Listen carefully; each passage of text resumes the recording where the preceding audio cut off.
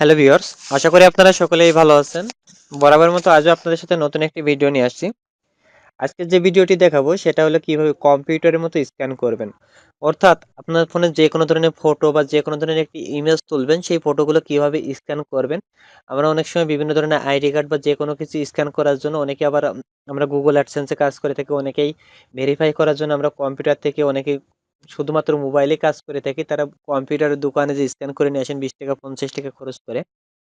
এক্ষেত্রে আমি বলব আপনি সরাসরি আপনার মোবাইল থেকেই ভোটার আইডি কার্ড বা যেকোনো ফটো তুলে স্ক্যান করে নিয়ে আপনারা আপলোড করে আপনার অ্যাডসেন্স গুলো ভেরিফাই করে নিতে পারবেন কোনো প্রকার সমস্যা ছাড়াই। জাস্ট দুই পার্ট থেকে দুইটা তুলবেন, দুইটা স্ক্যান করবেন, কোনো প্রকার জোড়ানো লাগানো লাগবে না। দুইটা পার্টি অ্যাডসেন্সে আপলোড করবেন, সাথে সাথে আপনার 5 মিনিটের ভিতরে আপনার অ্যাডসেন্সটা ভেরিফাই হয়ে যাবে।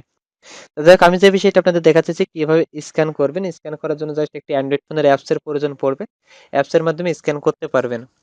আমরা এখন সরাসরি অ্যাপসটি ওপেন করবে। অ্যাপসটি ওপেন করার পর জাস্ট কিভাবে স্ক্যান করবে সেটা দেখাবো। যখনই ওপেন করবেন, ওপেন করার পরে আপনার অ্যান্ড্রয়েড ফোনের ক্যামেরাটি অন হয়ে যাবে অটোমেটিক্যালি। তা দেখুন,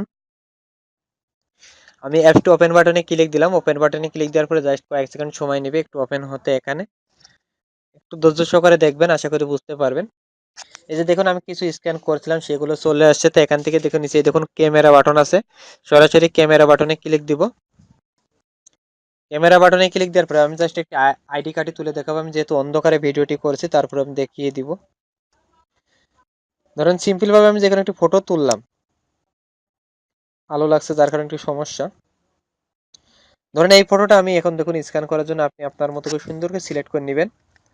সিলেক্ট করে নেওয়ার পরে অটোমেটিক্যালি এটা হয়ে যাবে। তো আমি যদি আরেকটি ফটো তুলি, দেখুন আমি আরেকটা ফটো তুলি, ডিসকার্ড করি এটা।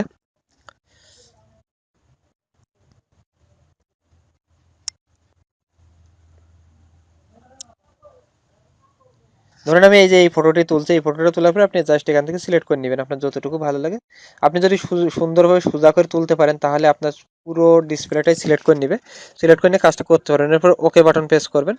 ওকে বাটন প্রেস করার পরে দেখুন এটাকে অটোমেটিক্যালি আমার কালারটা কত সুন্দর ডিজাইন করে দিল। অর্থাৎ এভাবে দেখুন সম্পূর্ণ স্ক্যান হয়ে গেছে। এটা কেউ বলতে পারবে না যে আপনার এটি স্ক্যান করা নাই। এভাবে স্ক্যান করে নিয়ে কাজ করতে পারবেন। এছাড়া এখানে বিভিন্ন ধরনের কালার আছে, অরিজিনাল কালার থেকে শুরু করে বিভিন্ন ধরনের কালার আছে, এখান থেকে নিতে পারেন। এগুলো ফটোকপির কালার আছে, ফটোকপি কালার থেকে শুরু করে বিভিন্ন ধরনের কালারগুলো এখান থেকে নিতে পারবেন আপনি। তো আশা করি বুঝতে পারছেন, খুব সুন্দরভাবে এখান থেকে স্ক্যান করতে পারেন। স্ক্যান করার পরে টিক চিহ্ন বাটনে ক্লিক দিবেন, দিলে অটোমেটিক্যালি এটা আপনার ডকুমেন্টে সেভ হয়ে যাবে। এখন দেখুন এই যে আমার জায়গায় এই জায়গায় কয়েকটি ডকুমেন্ট আছে, এই ডকুমেন্টগুলো এই জায়গায় সমস্তগুলো সেভ হয়ে গিয়েছে। তো এভাবে সুন্দর করে যে কোনো ফটো বা যে কোনো কিছু এখান থেকে স্ক্যান করতে পারবেন। আশা করি ভিডিওটি আপনাদের ভালো লাগছে। যদি ভিডিওটি ভালো লাগে লাইক দিবেন, কমেন্ট করুন, আর পরবর্তী ভিডিও পাওয়ার জন্য চ্যানেলটি সাবস্ক্রাইব করে রাখবেন।